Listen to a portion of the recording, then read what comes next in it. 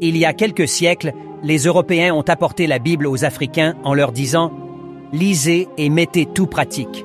Ceci est le seul chemin qui mène à Dieu. » À cette époque, on répondit « On vit sur cette terre depuis des millénaires et on n'a jamais eu besoin de votre livre pour atteindre Dieu. » Les Européens ont ensuite dit « Dieu nous aime beaucoup, il nous a parlé.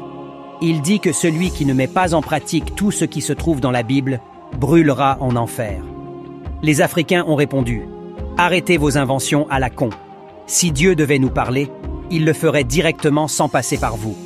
Vous voulez juste nous endormir pour voler nos richesses. » Fâchés, les Européens ont répondu « Dieu nous a envoyé prêcher la bonne nouvelle de Jésus et vous montrer le chemin qui mène au paradis.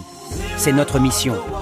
Vos richesses ne nous intéressent pas. » Surpris, les Africains ont dit « Comment des gens qui ont l'esprit assez tordu pour fabriquer des armes de destruction massive afin de dominer le monde peuvent connaître le chemin qui mène au paradis et le montrer à ceux qu'ils mettent en esclavage? On a déjà une spiritualité qui nous satisfait. Allez évangéliser vos enfants. » Tout de suite, ils ont sorti les armes et les fouets. C'est ainsi que la Bible a été imposée aux Africains. Comme les Européens n'arrivaient pas à tromper facilement les adultes africains, ils se sont tournés vers les enfants qui sont manipulables. Ils ont ouvert des écoles chrétiennes partout en Afrique. On faisait réciter à longueur de journée des longs textes bibliques aux enfants africains. 68 fois « Je vous salue Marie ». 90 fois « Notre Père qui est aux cieux », comme si Dieu était sourd, etc. Pendant ce temps en Europe, ils enseignaient à leurs enfants la science, la philosophie, la médecine, la chimie, la physique, la géologie, etc. Ils disaient aux Africains « Ne regardez pas toutes vos richesses volées par les Blancs, ce sont les biens de ce monde. Les vraies richesses se trouvent au paradis pour les enfants sages et obéissants qui lisent la Bible.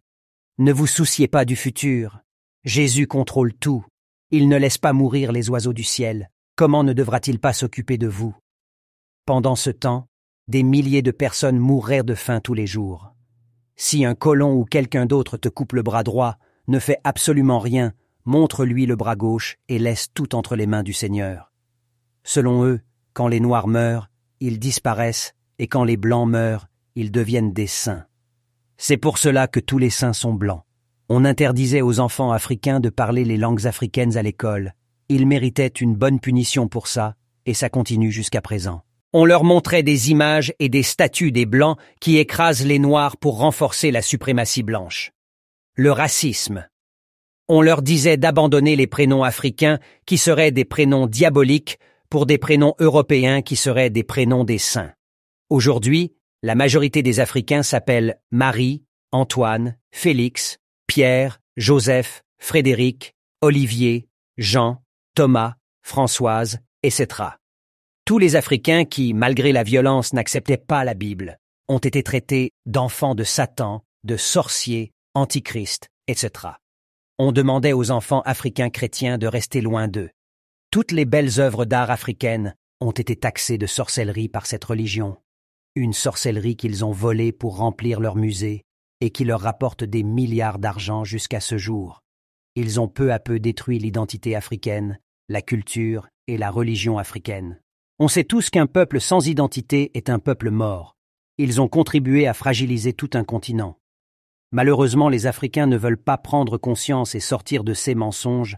Ils se sentent mieux dans ces mensonges et ne veulent pas que leurs illusions soient détruites, que le réveil soit.